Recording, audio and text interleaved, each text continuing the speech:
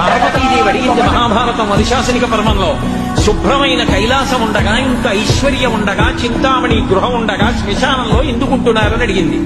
అడిగితే ఆయన చెప్పాడు, పార్వతి బతికున్న నాళ్లు అన్ని చోట్లకి వెడతారు, ఏమీ తోచట్లేదు, శ్మశానానికి వెళ్ళొద్దామని ఎవరు రారు. పార్వతి నేనంతవాణ్ణంటాడు, పొడుగ్గా ఉన్నానంటాడు, తెల్లగా ఉన్నానంటాడు, పండితుణ్ణంటాడు, పద్యాలు నాకు నోటికొచ్చంటాడు, ఉపన్యాసం చెప్పగలనంటాడు, నాకు పాటలొచ్చంటాడు, నేను నాట్యం చేస్తానంటాడు, నేను అధికారినంటాడు, నా దగ్గర డబ్బు ఉందంటాడు, నేను పాట పాడగలనంటాడు. ఇన్ని ఉన్నాయనుకున్న వాడిలోంచి ఊపిరి బయటికి వెళ్ళిపోయిన తరువాత వాడిని తీసుకెళ్లి 4 కొత్త కర్రల మీద పడుకోబెట్టి చాప చుట్టి తాడు కట్టి పైన నూలు బట్ట కప్పి తీసుకొచ్చి అన్నీ తీసేసి కర్రల మీద పడుకోబెట్టి కాల్చేస్తుంటే జీవుడు లేచి నిలబడి పుర్రె పగిలిపోయిన తరువాత కన్న కొడుకు కూడా స్నానం చేసి వెళ్ళిపోతుంటే చీకటి పడిపోయాక, అయ్య బాబోయ్ చుట్టూ ఉగ్రభూతాలు, నా వాళ్ళన్న వాళ్ళు లేరు, వీళ్ళని నమ్ముకున్నాను, ఒక్కడు లేడని ఏడుస్తుంటే నేనున్నాను రా అని చెప్పడానికి నేను కూడా లేకపోతే చచ్చిన వాడు 1000 మార్లు చచ్చిపోతారని అక్కడ ఉన్నారు. పార్వతి